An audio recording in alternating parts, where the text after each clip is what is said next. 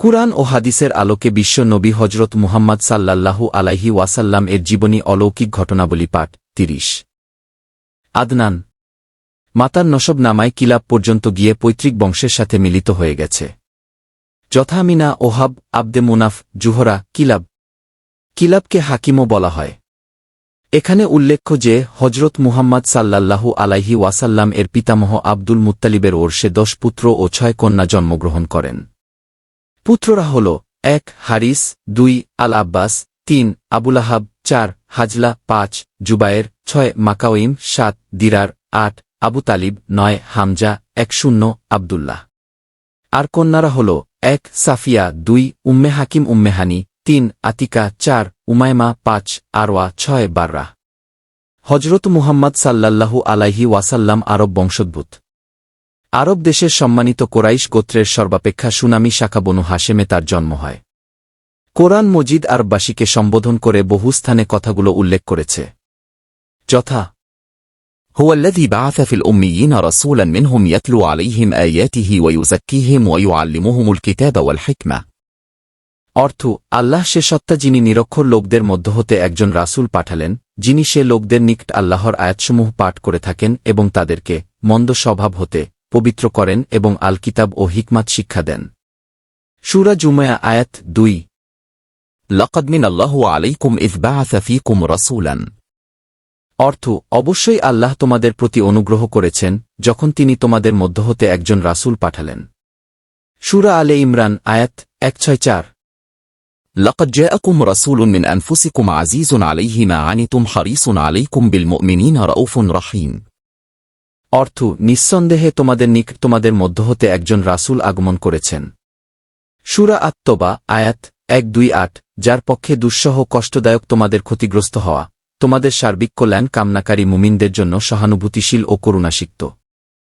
أعجمي وهذا لسان عرب مبين।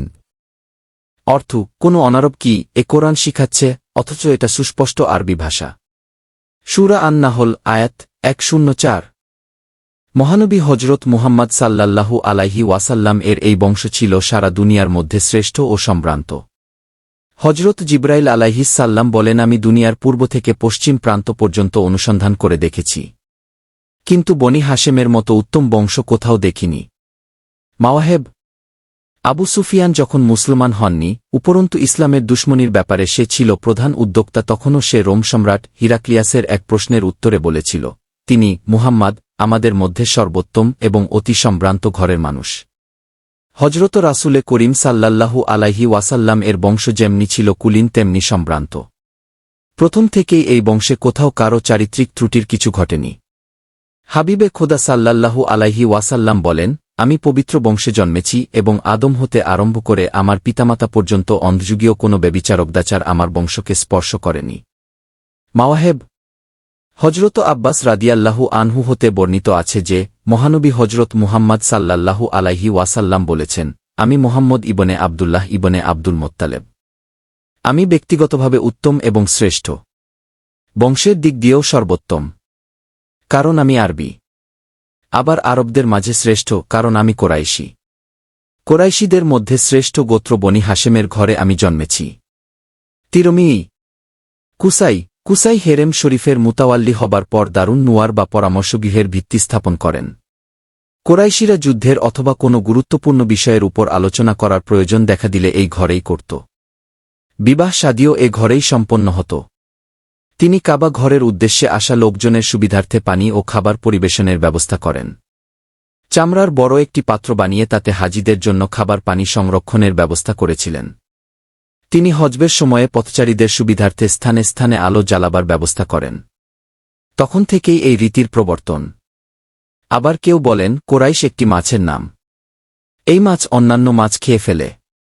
যেহেতু কুসাই সর্বশ্রেষ্ঠ সর্দার ছিল এবং তার নাম এবং সুখ্যাতির সামনে অন্যান্য মাতব্বরদের নাম তলিয়ে গিয়েছিল, তাই তাকে লোকে বলত কোরাইশ। হাশেম কুসাইয়ের পর কাবা ঘরের দেখাশোনার ভার হাশেমের হাতে এলে তিনি খুবই নিপুণতার সাথে তা সম্পাদন করেন। তার আমলে ব্যবসারও বিশেষ উন্নতি সাধিত হয়। তিনি রোম সম্রাট কাইজার বা হিরাক্লিয়াস ও আবিসিনিয়ার রাজা নাজ্জাশীর দরবার হতে এ মর্মে এক রাজকীয় আদেশ এনেছিলেন যে কোরাইশিরা তাদের দেশে ব্যবসার জন্য মালপত্র নিয়ে গেলে খাজনা দিতে হবে না। তখন